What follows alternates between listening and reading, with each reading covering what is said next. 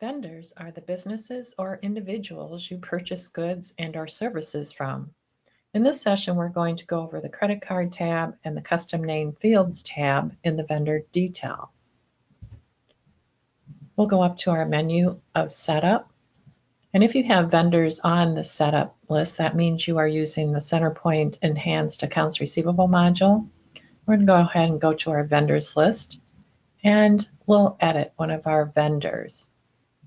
We'll use the All Power Equipment, and today we're going to talk about the Credit Cards tab and the Custom Name Fields tab. We have another video that goes over the General tab and the Addresses tab, and there's another one for the Email Print and the ACH payments. In the Credit Cards tab, typically you won't need to use this tab for the vendors because you're paying them. But if there is a case where you need to store a credit card for a vendor, you can click the New button. And then over on the right, select the credit card type. Put in a name that you want to identify that credit card by, and the name on the card of that customer, and their credit card information. And when you have that information filled in, then you can go ahead and save that. We're going to go ahead and go to the Custom Name Fields tab. And custom name fields are used to store items of information you want to maintain that aren't already available fields in the other tabs in the detail for the vendor. So in this case, we've created a custom field for web login. This vendor has a website that we go to make our payments or perhaps enter orders. And we've already stored that web address over in the Addresses tab. We have the URL there for this particular vendor.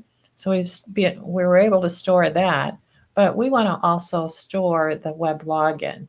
So we created a custom field called web login, and then we can put in our user and our password, and that custom field is a text format in this case. You could create a new custom field. Let's say we wanted to make a custom field for the office hours.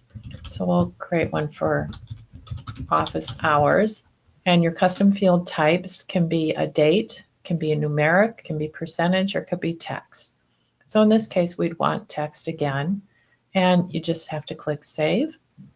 And that would add the additional custom field. And if we close, that comes up on our screen.